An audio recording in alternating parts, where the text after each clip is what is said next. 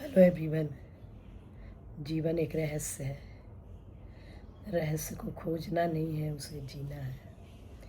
चलिए आज कुछ बातें बताती हूँ जो सुनते हुए हम लोग बड़े हो गए, लेकिन उसका अभी तक प्रमाण मुझे तो नहीं मिला है। कहा जाता है कि एक लकड़ी ऐसी है कि उस यदि लोहा को यदि वो टच कर जाए तो लोहा कट हो जाता है, दो टुकड़े में हो जाएगा। हम लोग बचपन से नानी दादी सबसे सुनते आए हैं कि ऐसा होता है, और उन्होंने प्रमाण के लिए भी कुछ कुछ बताया है कि यदि आप कौवा का जो घोंसला होता है, ये टिटहरी पक्षी होती है, उसके घोंसले में जाएं, और जब वो कौवा बाहर हो या टिटहरी बाहर हो, दाना चुगने गया हो, तो उसके पैर बच्चे जो निकल जाते हैं अंडे से, थोड़े बड़े हो जाते हैं, उसके पैर में एक लोहे का छल्ला पहना दें। आप ऐसे छोटा सा लोहे का छल्ला पहना दें और उसको दबा दें, तो ये होता है कि छल्ला पहना देने के बाद उसको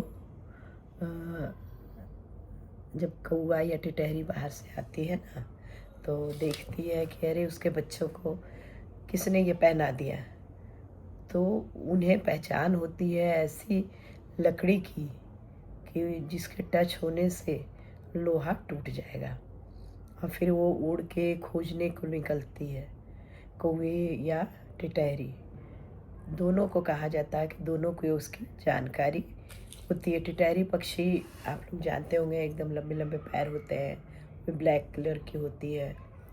ऊंचे आकाश में यदि सुनसान जगह में यदि आप जा रहे हैं खेत में, तो देखिएगा कि उसकी आवाज़ सुनाई आपको एक पक्षी की सुनाई देती है। जनरली उसको टिटहरी बोलते हैं।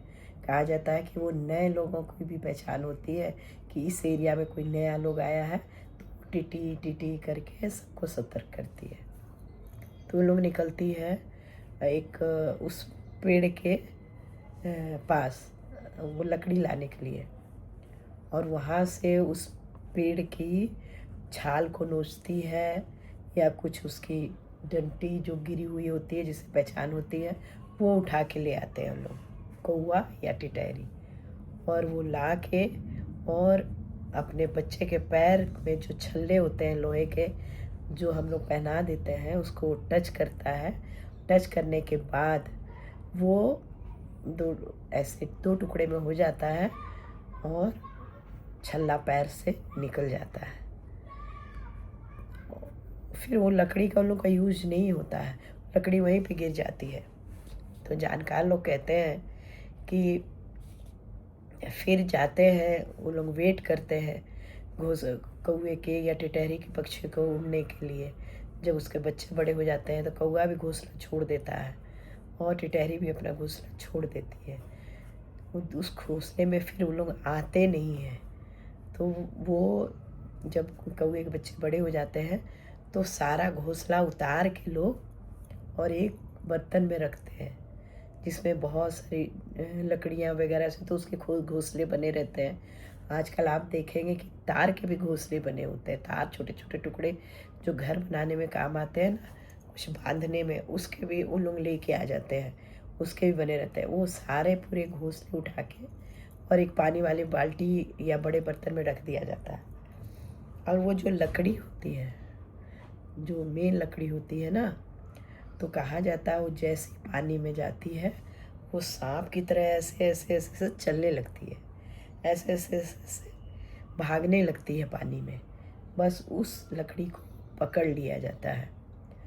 और मैंने ये भी सुना है कि जब पानी का जो धार है, मान लीजिए कि यहाँ से पानी आ रही है, धार इधर गिर रही है, तो यदि वो लकड़ी यहाँ पे हम लोग रख देंगे समतल जगह में, तो उसके अपोजिट जाती है वो लकड़ी, ऐसे ऐसे ऊपर की तरफ जाएगी, धार की तरफ नीचे नहीं आएगी, और ऐसे ऐसे ऐसे ऐसे ऐसे अपोजिट जाती है।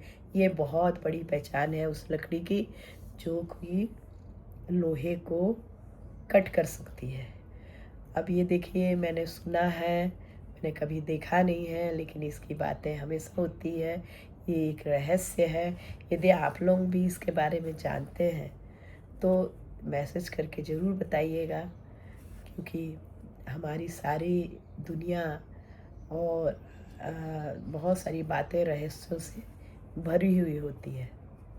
उम्मीद है मेरी ये बातें आप लोगों को थोड़ी पसंद आई हो, तो आप लोग सब्सक्राइब कीजिए, मुझे लाइक कीजिए, शेयर कीजिए, ताकि मैं मुझ तक जो कुछ रहस्य की बातें आए या मैं जानना चाहूँ तो मैं आप लोगों के साथ शेयर कर सकूँ।